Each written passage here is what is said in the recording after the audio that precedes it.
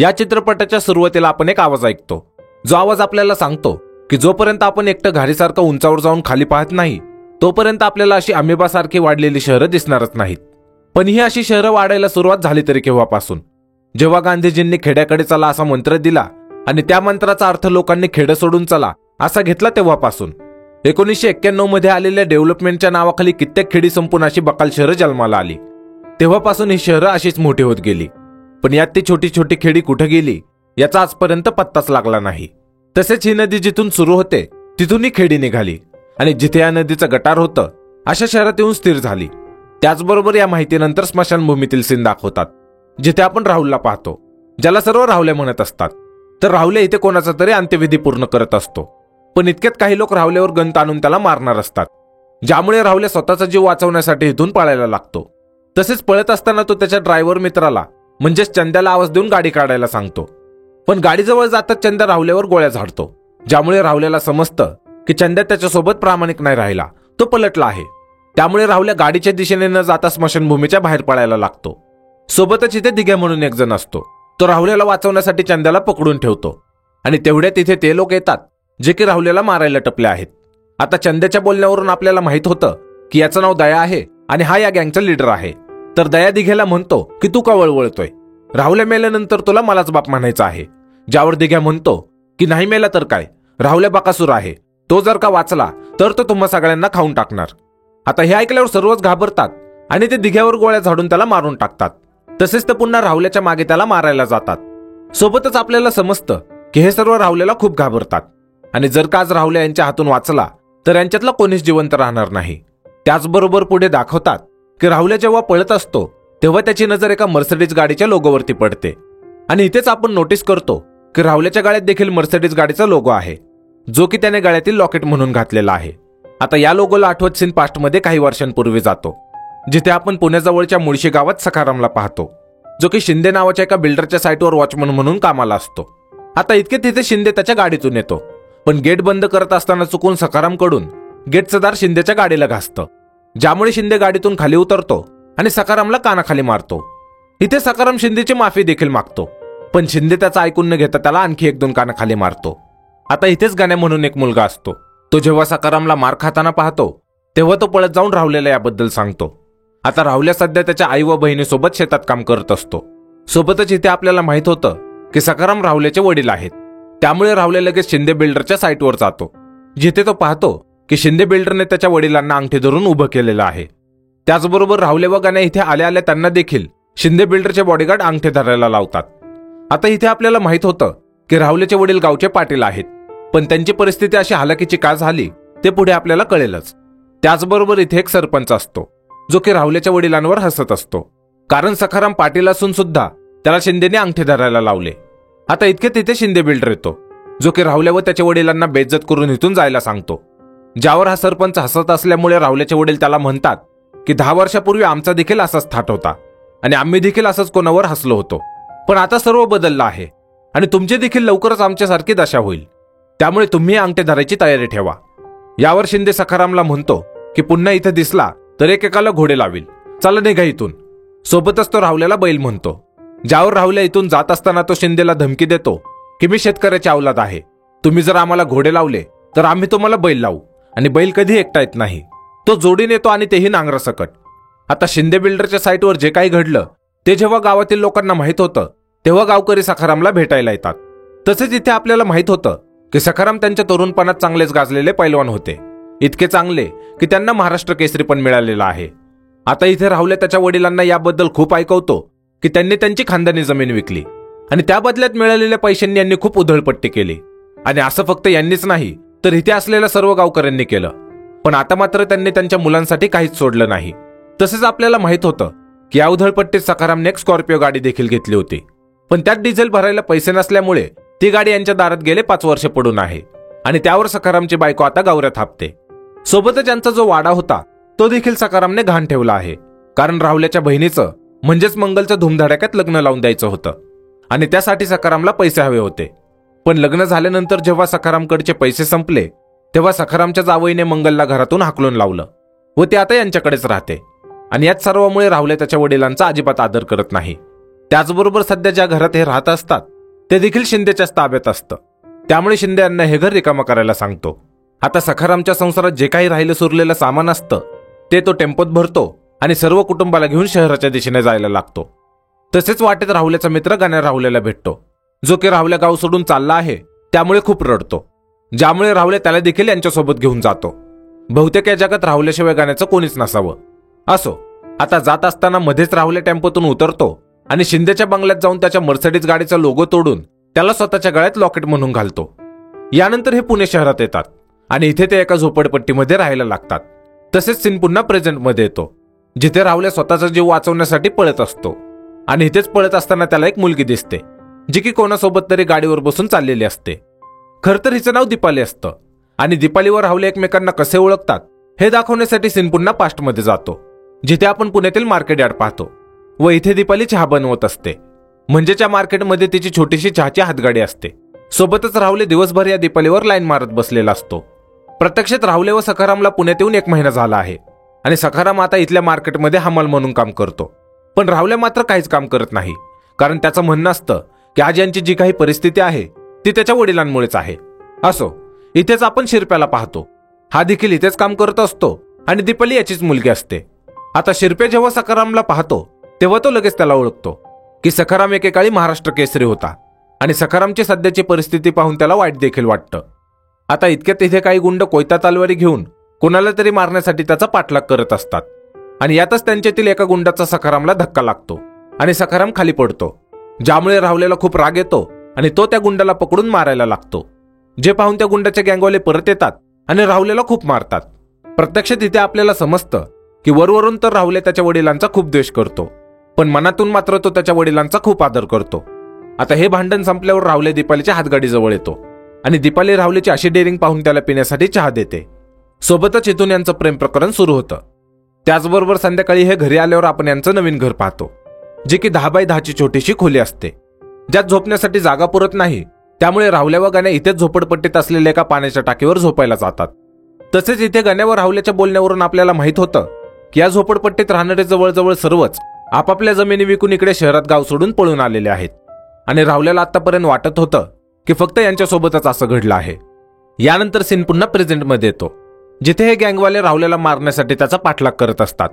आणि इतक्यात राहुल्याच्या समोरून एक पोलिसांची गाडी जाते, ज्यात इन्स्पेक्टर विठ्ठल व सब इन्स्पेक्टर उदय बसलेले असतात. पण हे दोघेही राहुल्याला पळत असताना पाहून देखील त्याला न वाचवता इथून गप निघून जातात. आता यांनी असं का केलं हे दाखवण्यासाठी सीन पुन्हा पास्टमध्ये जातो, जिथे उदयने राहुल्याला चौकीमध्ये पकडून आणलेलं असतं आणि तो राहुल्याला खूप मारत असतो. आता इतक्यात इथे इन्स्पेक्टर विठ्ठल येतात आणि विठ्ठलने राहुल्याला चौकीत आणण्याचं कारण विचारल्यावर उदय राहुल्याबद्दल सांगतात की राहुल्या त्याच्या फॅमिलीसोबत 6 महिन्यापूर्वी मुळशीवरून इथे आला आणि मार्केट यार्डमध्ये हमाल म्हणून काम करत होता. तसेच सीन पास्टमध्ये जातो, जिथे उन उन उन्हात हे गाणं आहे, ज्यात आपण पाहतो की राहुल्या व दीपालीचं प्रेम प्रकरण आता चांगलं सुरू होतं. आणि याच गाण्याच्या शेवटी राहुल्या पाहतो की एका शेतकऱ्याने इथे मेथी विकायला आणली होती, पण इथला जो कटके नावाचा गाळेवाला असतो तो याच्याकडच्या मेथीचा इतका कमी भाव लावतो की या शेतकऱ्याने मेथी पेरून इथपर्यंत विकण्यासाठी आणण्यापर्यंत जितके पैसे लावले होते तेवढे देखील याला परत मिळाले नाही. आणि यामुळेच राहुल्या त्या शेतकऱ्याची याबद्दल विचारपूस करत असतो, जे की कटकेच्या इथे शिर्के म्हणून असतो त्याला पटत नाही आणि तो गण्यावर राहुल्याला यामुळे खूप मारायला लागतो. पण इतक्यात राहुल्या त्याच्या गळ्यावर लोखंडी आकड्याने वार करतो व त्याला मारून टाकतो आणि यामुळेच उदयने त्याला चौकीत उचलून आणलं होतं. त्याचबरोबर या मर्डरमुळे राहुल्याला जेलमध्ये टाकलं जातं, जिथे आपण पहिल्यांदा नन्याभाईला पाहतो. नन्याभाईबद्दल सांगायचं तर हा एक मोठा गुंड असतो, जो की सर्व बेकायदेशीर कामं करत असतो आणि यात त्याचं सर्वात मोठं काम म्हणजे तो शेतकऱ्यांच्या जमिनी बिल्डर लोकांसाठी कायद्याने किंवा बळजबरीने रिकाम्या करून देत असतो. आता नन्याभाई मोठा गँगस्टर असल्यामुळे इथे जेलमध्ये त्याच्यावर हल्ला होतो, पण हा हल्ला होण्यापूर्वीच नन्याभाई हल्लेखोरावर वार करतो, ज्यामुळे इथे मोठा गोंधळ होतो. आणि यातच नन्याभाई पाहतो की एवढा मोठा गोंधळ होऊन सुद्धा राहुल्या यांच्याकडे लक्ष न देता बकासूर सारखा खात बसला आहे. तसेच दुसऱ्या दिवशी नन्याभाई व राहुल्या या दोघांच्याही एकाच दिवशी कोर्टामध्ये केस असते. त्यामुळे कोर्टात नन्याभाईला माहित होतं की राहुल्याच्या घरच्यांकडे राहुल्यासाठी वकील लावायला पैसेच नाहीत. त्यामुळे नन्याभाई त्याच्या गँगच्या मुलांना सांगतो की राहुल्याला आपला वकील द्या आणि त्याला या केसमधून बाहेर काढून आपल्या गँगमध्ये सामील करून घ्या. सोबतच सीन पुन्हा प्रेझेंटमध्ये येतो, जिथे राहुल्या पळत असताना वकीलला पाहतो आणि त्याची गाडी थांबवून त्याच्या गाडीवर बसतो. आता या वकीलबद्दल सांगायचं तर हा नन्याभाईसाठी काम करत असतो आणि इथे जेव्हा हा राहुल्याच्या चेहऱ्यावर मरण्याची भीती बघतो तेव्हा त्याला तो दिवस आठवतो जेव्हा राहुल्या ओव्हर कॉन्फिडन्स मध्ये वकीलला म्हणाला होता की ज्या दिवशी त्याच्या चेहऱ्यावर मरणाची भीती दिसेल त्या दिवशी त्याचा खेळ संपलेला असेल आणि यमदेव जरी रेड्यावर बसून आला तरी आपण असं थाटात उभं राहायचं की त्याची पण फाटली पाहिजे. प्रत्यक्षात हा सीन राहुल्या नान्याभाईच्या गँगमध्ये सामील झाल्यानंतर खूप पुढचा आहे, पण तो इथे दाखवण्यात आलेला आहे. तर सीन पुन्हा पास्टमध्ये जातो जिथे नान्याभाईच्या वकीलने राहुल्याला जेलमधून सोडवलेलं असतं आणि नान्याभाई आता त्याच्या गँगच्या मुलांना भाईगिरीतल्या काही गोष्टींचं ज्ञान देत असतो की यांच्या धंद्यातले 3 नियम आहेत जे की सगळ्यांनी नीट लक्षात ठेवायला हवेत. पहिला हा की जर गुन्हा करायचाच असेल तर तो 4 चौकात करायचा, लपून छपून अजिबात करायचा नाही. दुसरा नियम असा की जिथं कुठं गुन्हा कराल तिथून सरळ पोलीस चौकीत जायचं, कारण पोलीस चौकीशिवाय दुसरी कोणतीच सुरक्षित जागा नसते. त्याचबरोबर नान्याभाई जेव्हा तिसरा नियम सांगत असतो तेव्हा त्याची नजर राहुल्यावर पडते ज्याला आत्ताच वकीलने सोडवून आणलेलं असतं आणि यामुळे नान्याभाईचा तिसरा नियम सांगायचा राहून जातो. तसेच नान्याभाई राहुल्याला जवळ बोलवतो आणि त्याची विचारपूस करतो. सोबतच आपल्याला समजतं की राहुल्या आता नान्याभाईच्या गँगमध्ये सामील झाला आहे. यानंतर काही दिवसांनी दाखवतात की वतनातली एक जमीन असते ज्यावर नान्याभाईला ताबा मारायचा असतो, पण त्या जमिनीसाठी 21 जणांच्या सह्या लागणार असतात आणि हे 21 लोक वेगवेगळ्या ठिकाणी राहत असतात, म्हणजेच कोण नगरला तर कोण शिरूरला, ज्यामुळे या जमिनीवर ताबा मारणं थोडं कठीण काम असतं. पण राहुल्या जमिनीचा सातभारा क्लिअर करण्याचे काम नान्याभाईकडून मागून घेतो आणि पुढे तर सर्व 21 जणांना धमकावून जमिनीच्या कागदांवर सह्या करायला लावतो. त्याचबरोबर जेव्हा तहसील कार्यालयात सर्वांच्या सह्या घेण्याची वेळ असते तेव्हा त्यातले फक्त 20 जण इथे आलेले असतात आणि 21वा जो असतो तो एक लहान मुलगा असतो ज्याची आज परीक्षा असल्यामुळे तो इथे आलेला नसतो. पण गण्या त्या लहान मुलाला चालू परीक्षेतून उचलून आणतो आणि त्याची सही घेतल्यानंतर अखेर हे ती जमीन हडपून घेतात. आता हे राहुल्याचं पहिलं काम असतं, त्यामुळे दुसऱ्या दिवशी नान्याभाईला मार्केटमध्ये गण्या हेच सांगत असतो की कसं जमिनीसाठी सह्या देत नव्हते, त्यामुळे राहुल्याने त्या लहान मुलाच्या मामाला रात्रभर नागडं उभं करून ठेवलं होतं. आता इथे शिरपे देखील हे बोलणं ऐकत असतो, त्यामुळे तो राहुल्याला सांगतो की तू ज्या नान्याभाईसोबत जमिनी हडपण्याचं काम करतोय त्यानेच 15 वर्षांपूर्वी तुमची जमीन बळकावण्यासाठी तुझ्या वडिलांना नागडं बसवलं होतं. म्हणजेच इथे आपल्याला समजतं की राहुल्याच्या वडिलांनी त्यांची जमीन विकली नव्हती, तर नान्याभाईने त्यांना धमकावून ती जमीन बळकावली होती. आता यानंतर बरोबर 1 वर्षानंतर दाखवतात की आज नान्याभाईचा वाढदिवस असतो, त्यामुळे राहुल्या व गण्या नान्याभाईला भेटायला येतात, जिथे नान्याभाई राहुल्याचं खूप कौतुक करतो, कारण गेल्या 1 वर्षात राहुल्याने 40 सातभारे नान्याभाईला क्लिअर करून दिलेले असतात. आता इथेच राहुल्या नान्याभाईला विचारतो की तुम्ही आपल्या धंद्यातील 2 नियम तर सांगितले, पण यातला तिसरा नियम काय आहे? ज्यावर नान्याभाई सांगतो की जर का कोणाला मारायचंच असेल तर अशा व्यक्तीला नाही मारायचं जो की खूपच खालच्या लेवलचा म्हणजेच छाटूर माटूर असेल. त्या उलट अशा व्यक्तीला मारायचं जो की खूप चर्चेत असेल आणि आधीच त्याची खूप दहशत असेल, म्हणजे त्याची पेपरला हेडलाईन होते आणि ती हेडलाईन आपली सगळीकडे दहशत बनवते. आता इथेच RRR हे गाणं आहे ज्यात आपण पाहतो की नान्याभाईच्या वाढदिवसामुळे शिंदे बिल्डर देखील इथे आलेला असतो आणि याच गाण्याच्या शेवटी राहुल्या नान्याभाईच्या डोक्यात सत्तूर घालून त्याला मारून टाकतो, कारण त्याला नान्याभाईने सांगितलेला तिसरा नियम चांगला समजलेला असतो. त्याचबरोबर राहुल्या इथे शिंदे बिल्डरला धमकी देतो की तुम्ही आमच्या जमिनी खाल्ल्या तर आम्ही तुम्हाला खाणारच. खरं तर इथे आपल्याला सर्व क्लिअर होतं की शिंदे बिल्डरच्या सांगण्यावरून नान्याभाईने राहुल्याच्या आईवडिलांना धमकावलं आणि शिंदेसाठी जमिनीच्या कागदांवर त्यांचे अंगठे घेतले. असो, आता नान्याभाईला मारल्यानंतर राहुल्या त्याच्या सर्व गँगचा कंट्रोल घेतो आणि दुसऱ्या दिवशी नान्याभाईला मारल्यामुळे राहुल्याचे नाव सर्व पेपरमध्ये छापून येतं, ज्यात राहुल्याला बाकासूर नाव दिलं जातं. तसेच या मर्डरमुळे राहुल्याला पुन्हा जेलमध्ये टाकलं जातं आणि इकडे पोलीस चौकीत आपण पाहतो की इन्स्पेक्टर विठ्ठल व इतर पोलीस या घटनेमुळे थोडे निश्चिंत असतात, कारण काही काळासाठी का होईना यांचं शहर गुन्हेगारांपासून शांत राहील. पण विठ्ठल सांगतात की राहुल्या आज ना उद्या जेलमधून बाहेर येईल आणि त्यानंतर आपल्याला त्याचा खूप त्रास होईल. आणि यावरती एक उपाय आहे, तो असा की ज्या दिवशी नान्याभाईने राहुल्याला जेलमध्ये पाहिलं होतं तेव्हा तिथे राहुल्यासारखेच आणखी 2 जण होते, ज्यातला एक दया आणि दुसरा पेट्या.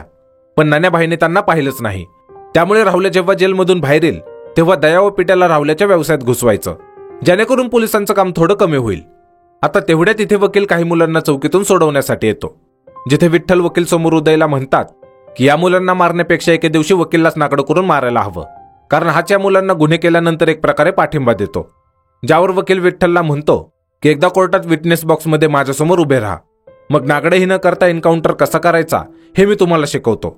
सोबतच वकील त्याच्या मुलांना सोडवून घेऊन जातो, ज्यामुळे विठ्ठल त्याच्या इतर सहकारी पोलिसांना बोलत असताना म्हणतो की आपण या सर्व गुन्हेगारांना आपापसात लढवून द्यायचं आणि आपण मात्र बसून यांचा खेळ बघत राहायचं. तसेच सीन पुन्हा प्रेझेंटमध्ये येतो, जिथे वकीलच्या गाडीवर राहुल्याला बसून जात असताना इन्स्पेक्टर विठ्ठल व उदय यांना पाहतात, पण इतक्यात वकीलच्या गाडीचा ऍक्सिडेंट होतो आणि राहुल्या वकिलाला सोडून एकटाच पळायला लागतो. पण जाता जाता तो वकिलाचा फोन घेतो आणि कोणाला तरी फोन लावतो, ज्यामुळे इन्स्पेक्टर विठ्ठलच्या बोलण्यावरून आपल्याला माहित होतं की सध्या राहुल्याची सर्व गँग फुटलेली आहे. पण तरी देखील तो कोणाला तरी त्याच्या मदतीसाठी फोन लावत आहे. त्याचबरोबर इकडे राहुल्या ज्याला फोन लावतो त्या मुलाला दाखवतात, ज्याचं नाव मने असतं, जो की सध्या शाळेत सर्व मुलांसोबत प्रार्थनेच्या रांगेत उभा असतो. सोबतच इथे मने जेव्हा राहुल्याचा फोन उचलतो तेव्हा त्याचे सर तो फोन काढून घेतात, ज्यामुळे मन्याला राहुल्याशी बोलता येत नाही. सोबतच सीन पुन्हा पास्टमध्ये जातो, जिथे दाखवतात की नान्याभाईच्या मर्डर केसमधून आज राहुल्या जेलमधून सुटून येतो आणि तो जेव्हा चौकीत जामीन मिळाल्याची सही करायला गेलेला असतो तेव्हा विठ्ठल त्याला समजावतात की हे सर्व आत्ताच सोडून टाक, कारण नंतर गुन्हेगारीतून बाहेर पडण्याचा चान्स मिळणार नाही. यावर राहुल्या म्हणतो की मला आता शहरातील प्रत्येक चौकावर राज्य करायचं आहे आणि सगळ्यांना संपून प्रत्येक चौकात फक्त मीच टिकणार. ज्यावर विठ्ठल म्हणतात की पृथ्वीवर फक्त प्लास्टिक टिकतं, आणि याला उत्तर देत राहुल्या म्हणतो की तर मी प्लास्टिक आहे म्हणून समजा. जे ऐकल्यावर विठ्ठलला राग येतो आणि ते राहुल्या व गण्याला हे बोलून हाकलून लावतात की शहरात त्यांना शांतता हवी आहे. आता इथून राहुल्या त्याच्या वडिलांकडे येतो आणि त्यांना हमाली सोडून त्याच्यासोबत यायला सांगतो, पण सखाराम यासाठी नकार देतो. तसेच पुढे आपण पिट्याला पाहतो, ज्याने जेलमधून सुटल्यानंतर स्वतःची गँग बनवलेली असते आणि आता तो देखील खंडणी व जमिनीवर ताबे मारायचं काम करत असतो. तसेच इकडे गण्या राहुल्याला सांगतो की ज्या तालुक्यातले जमिनीचे व्यवहार आपण करतो तिथे दुसरे गँगवाले आपल्यापेक्षा जास्त व्यवहार करत आहेत, त्यामुळे तिकडे आपण जास्त लक्ष द्यायला हवं, नाहीतर आपली दहशत कमी होईल. ज्यावर राहुल्या त्याला सांगतो की जमिनीपेक्षा जास्त पैसे आयटी पार्कच्या स्क्रॅप बिझनेसमध्ये आहेत. तसेच तो गण्याला सोबत घेऊन एका आयटी पार्कमध्ये जातो. प्रत्यक्षात ज्या शेतकऱ्यांच्या जमिनीवर ताबे मारले होते तिथेच आता हे आयटी पार्क उभे झालेले असतात. आता अशाच एका आयटी पार्कमध्ये जाऊन राहुल्या व गण्या तिथल्या माणसांना धमकावतात आणि तिथलं स्क्रॅप उचलायचं कॉन्ट्रॅक्ट घेतात. आता आयटी पार्कचं स्क्रॅप काय असतं हे जर का तुम्हाला माहित नसेल तर सांगतो की आयटी पार्कमध्ये जास्त करून कम्प्युटरवरती काम केलं जातं आणि हे आयटी पार्कवाले वारंवार त्यांचं ऑफिस व कम्प्युटर्स बदलत असतात, ज्यामुळे ते जुने कम्प्युटर, खुर्च्या व ऑफिसचं इतर चांगलं सामान भंगारामध्ये फेकून देतात. पण याच गोष्टी जर का तुम्ही भंगाराच्या भावात घेतल्या तर बाहेरच्या मार्केटमध्ये तुम्ही त्याला तिप्पट दराने विकू शकता.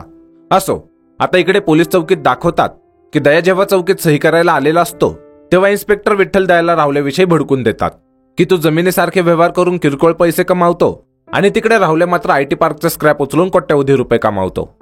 आता दयाला आयटी पार्कच्या स्क्रॅप बिझनेस बद्दल कळाल्यावर तो राहुल्याचे टेम्पो अडवायचे ठरवतो. तसेच इकडे राहुल्या शिरप्याला भेटतो आणि त्याच्याकडे दीपालीचा लग्नासाठी हात मागतो, ज्यावर शिरप्या त्याला नकार देतो. तसेच दीपालीचा देखील राहुल्यासोबत लग्न करण्यासाठी नकार असतो, कारण इथे राहुल्या दीपाली व त्याच्या प्रेमसंबंधांबद्दल शिरप्याला सांगून सर्वांसमोर शिरप्या व दीपालीची बदनामी करतो. आता इतक्यात राहुल्याच्या गँगमधील एक जण स्क्रॅप उचलणारा रक्तभंबाळ अवस्थेमध्ये याच्याकडे येतो आणि राहुल्याला सांगतो की यांच्या स्क्रॅपच्या टेम्पोवर हल्ला झाला आणि या त्यांचा मित्र दिने मेला. आता याचा बदला घेण्यासाठी गण्या दिघ्याच्या माणसांना शोधून मारून टाकतो. तसेच ज्या ज्या आयटी पार्क व MIDC मध्ये राहुल्याचा बिझनेस चालत असतो दया तिथे जातो आणि राहुल्याच्या जागी त्याचा हक्क गाजवायला लागतो, ज्यामुळे राहुल्या त्याच्या गँगसोबत दयाच्या अड्ड्यावर जाऊन त्याला धमकी देऊन येतो की माझा कंट्रोल असलेल्या MIDC व आयटी पार्क पासून लांब राहा. सोबतच आपण पाहतो की दया देखील राहुल्याला घाबरलेला असतो. आता एके दिवशी इन्स्पेक्टर विठ्ठल जेव्हा ड्युटीवर असतात तेव्हा त्या मुळशीतील चालू आमदाराला राहुल्याविषयी भडकून देतात की राहुल्या तुमच्या विरोधात आमदारकीला थांबणार आहे म्हणून, ज्यामुळे हा आप्पासाहेब नावाचा आमदार दया व पिट्याला राहुल्याचा विषय मिटवायला सांगतो. आता एकीकडे दया व पिट्या एकत्र असतात आणि दुसरीकडे एकटा राहुल्या. तसेच आता या दोन्ही गँगमध्ये मोठी गँगवर सुरू होते, ज्यात दोन्हीकडील गँगच्या लोकांचे मर्डर व्हायला लागतात. सोबतच या गँगवरमध्ये सब इन्स्पेक्टर उदयचा मुलगा देखील सामील असतो, जो की पिट्याभाईच्या गँगमध्ये असतो आणि तो पिट्याभाईला त्याचा आदर्श मानत असतो. सोबतच हे जेव्हा इन्स्पेक्टर विठ्ठलला माहित होतं तेव्हा तो पिट्याला चौकीमध्ये बोलवून घेतो आणि उदयच्या मुलासमोर अंगठी धरायला लावतो. तसेच तो पिट्याची खूप बदनामी करतो, ज्यामुळे उदयच्या मुलाला समजतं की त्याने पिट्याला त्याचा आदर्श मानून खूप मोठी चूक केली होती. आता तरुण मुलांमध्ये पिट्यासारख्या गुंडांची पॉप्युलॅरिटी वाढत चाललेली असते, त्यामुळे इन्स्पेक्टर पिट्या व दयाला त्यांची ज्या एरियामध्ये दहशत असते त्या एरियात रस्त्यांवरून यांना उघडं फिरवतात, ज्यामुळे यांची खूप बदनामी होते. त्याचबरोबर विठ्ठल यांना सांगतो की तुमच्या अशी नागडी वारात काढायची आयडिया राहुल्याची होती. प्रत्यक्षात विठ्ठल यांना राहुल्याविषयी भडकून देत असतो, पण ते यांना समजतच नाही. आता यानंतर आपण पाहतो की राहुल्या एका शेतकऱ्याच्या जमिनीचा व्यवहार करायला शिंदे बिल्डरकडे जातो, जिथे शिंदे बिल्डरच्या बिल्डिंग खाली राहुल्या त्याच सरपंचाला पाहतो, जो की चित्रपटाच्या सुरुवातीला राहुल्याच्या वडिलांवर यासाठी हसत होता कारण की शिंदे बिल्डरने राहुल्याच्या वडिलांना अंगठे धरायला लावले. आणि तुमच्या तर लक्षात असेलच की राहुल्याचे वडील याला म्हणाले होते की तुमचे देखील आमच्यासारखीच दशा होईल, त्यामुळे तुम्ही अंगठे धरायची तयारी ठेवा. असो, आता इथे राहुल्या जेव्हा याला पाहतो तेव्हा सरपंच राहुल्याला सलाम करतो आणि राहुल्या व आपण इथे नोटीस करतो की या सरपंचाची देखील आता तशीच अवस्था झाली आहे जशी राहुल्याच्या वडिलांची होती आणि आता याचं सर्व घमंड निघून गेलं आहे. आता राहुल्या इथे एका शेतकऱ्याच्या जमिनीचा व्यवहार पाहायला आलेला असतो, कारण त्याला माहित झालेलं असतं की शिंदे बिल्डरने या शेतकऱ्याकडून कमी पैशात जमीन घेऊन तीच जमीन दुसरीकडे जास्त पैशात विकायचा व्यवहार केला आहे. त्यामुळे राहुल्या शिंदे बिल्डरला धमकी देऊन या शेतकऱ्याला जास्त पैसे द्यायला सांगतो आणि यात स्वतःचा कट देखील वाढवून घेतो, ज्यामुळे शिंदे बिल्डर पिट्याला राहुल्याला मारायची सुपारी देतो. तसेच पिट्या जेव्हा त्याच्या माणसांसोबत राहुल्याला मारण्यासाठी ट्रॅप लावतो तेव्हा एका सिग्नलला राहुल्याला गण्या भेटतो, ज्याच्या बाईकवर मागे मन्या बसलेला असतो. पण राहुल्या इथे मन्याला त्याच्या कारमध्ये बसायला सांगतो आणि स्वतः गण्याच्या बाईकवर जाऊन बसतो. आता पिट्याला तर बातमी मिळालेली असते की राहुल्या त्याच्या कारमध्ये आहे, त्यामुळे सर्व त्याच्या कारवर हल्ला करतात आणि इतक्यात मागून बाईकवर आलेले राहुल्या व गण्या हे पाहतात की त्यांच्या कारवर हल्ला झाला आहे. त्यामुळे ते लगेच मागच्या मागे बाईक वळवून तिथून निघून जातात. पण जात असताना या हल्ल्यात राहुल्याच्या कानावर एक जण वार करतो, ज्यामुळे पुढे राहुल्याच्या कानावर टाके पडतात. तसेच या धावपळीत मन्या देखील कारमधून पळून जातो आणि पुढे जेव्हा हे सर्व यांच्या अड्ड्यावर भेटतात तेव्हा राहुल्या मन्यावर खूप खवळतो, कारण राहुल्या वारंवार त्याला सांगतो की यांच्यासोबत फिरू नको आणि आज तर मन्याचा जीव जाता जाता राहिला. सोबतच आपल्याला माहित होतं की मन्या खूप दिवसांपासून यांच्यासोबत आहे, त्यामुळे राहुल्याचा मन्यावर खूप जीव आहे. प्रत्यक्षात एके दिवशी गण्यावर राहुल्या जेव्हा मन्याच्या शाळेसमोरून जात होते तेव्हा शाळेतील खूप सारी मुले मन्याला मारत होती, पण मन्या मात्र एकटाच या सर्वांशी लढत होता, जे पाहून राहुल्या मन्याला यांच्या टोळीत सामील करून घेतो. असो, आता इथेच राहुल्या मन्याला एक गन देतो, जेणेकरून मन्याला जर का कधी याची गरज पडली तर तो याचा वापर करू शकेल. त्याचबरोबर राहुल्या मन्याला म्हणतो की कधी अडीअडचणीला जर तुला फोन केला तर उचलशील का, ज्यावर मन्या होकार देतो. आणि इथेच आपल्याला माहित होतं की राहुल्याने मन्याला फोन का केला होता. आता यानंतर राहुल्याला एका माणसाकडून माहिती मिळते की राहुल्याला मारण्याची सुपारी शिंदे बिल्डरनेच पिट्याला दिली होती. त्यामुळे पुढे राहुल्या शिंदे बिल्डरवर ट्रॅप लावतो आणि त्याला त्याच्या फॅमिली समोर मारून टाकतो. यानंतर आप्पासाहेब, जो की मुळशीचा आमदार असतो, तो पिट्यावर राहुल्याला त्याच्या ऑफिसवर भेटायला बोलवतो, कारण यांची कॉम्प्रोमाइज करून द्यायची असते. प्रत्यक्षात पिट्या भाईने एका जमिनीवर ताबा मिळवून देण्यासाठी मित्तल नावाच्या एका व्यावसायिकाकडून पैसे घेतले होते आणि ज्या शेतकऱ्याची ती जमीन होती त्याला पिट्या भाईने मारून टाकलेलं असतं, ज्यामुळे राहुल्या शेतकऱ्याला मारलं म्हणून पिट्या व आप्पाच्या विरोधात जातो आणि हा ताबा होऊ देत नाही. त्याचबरोबर इथे आप्पा राहुल्याला धमकी देतो की आमदार होण्यापूर्वी त्याने लय जणांना ठोकला आहे, ज्यावर राहुल्या म्हणतो की मी ठोकत नाही, मी तोडतो, कारण माझा पॅटर्नच वेगळा आहे. तसेच राहुल्या आप्पाला धमकी देऊन इथून मित्तलकडे त्याला मारायला जातो, कारण मित्तलच्या सांगण्यावरूनच पिट्याने शेतकऱ्याला मारलं होतं.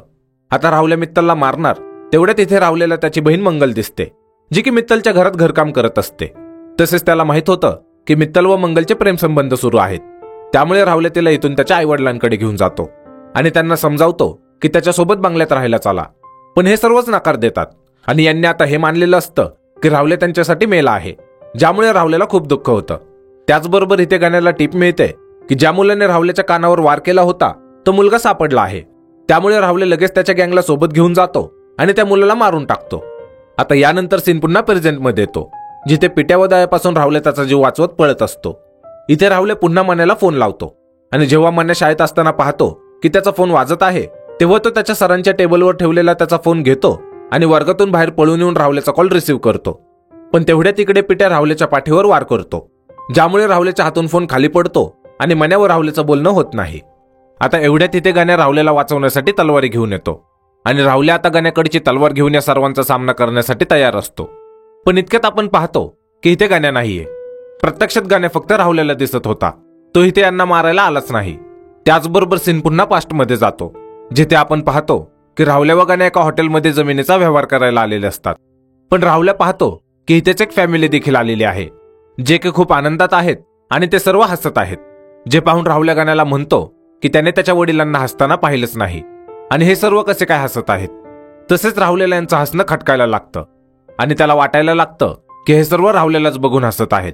त्यामुळे राहुल्या या फॅमिलीमधील एकाला मारणार असतो, पण लवकरच तो त्याचा विचार बदलतो आणि हॉटेलमधून बाहेर येतो.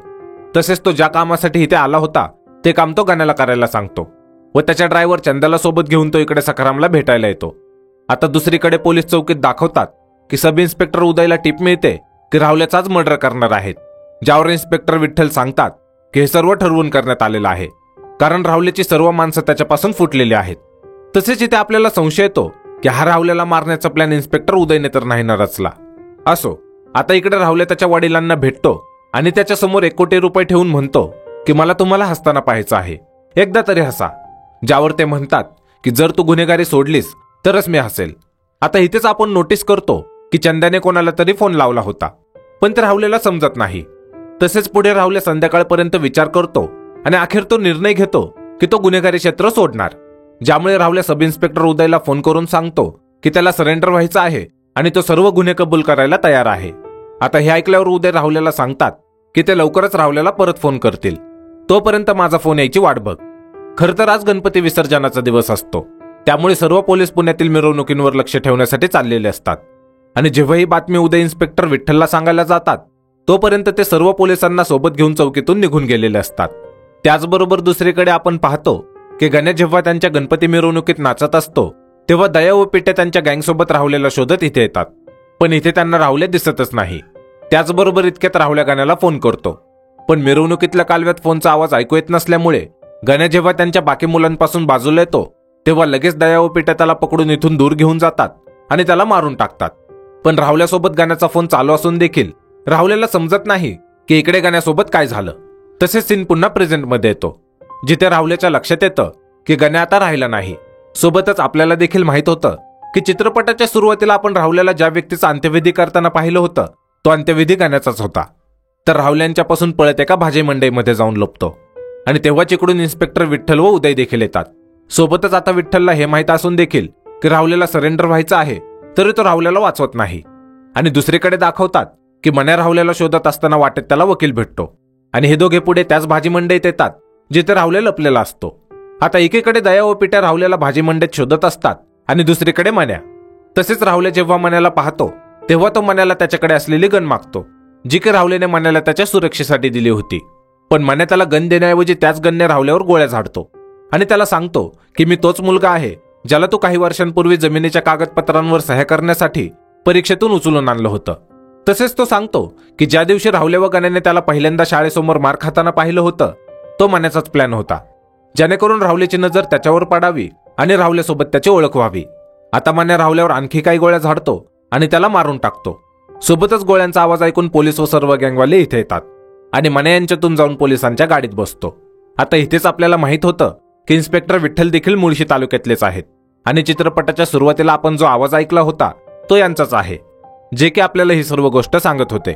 त्याचबरोबर शेवटी आपण पाहतो की राहुल्याचे वडील जेव्हा राहुल्या गेल्याची बातमी पाहतात तेव्हा ते खूप खळखळून हसतात आणि राहुल्यासोबत जे काही झालं ते यांच्यामुळेच झालं असं मानून ते स्वतःलाच कानाखाली मारतात.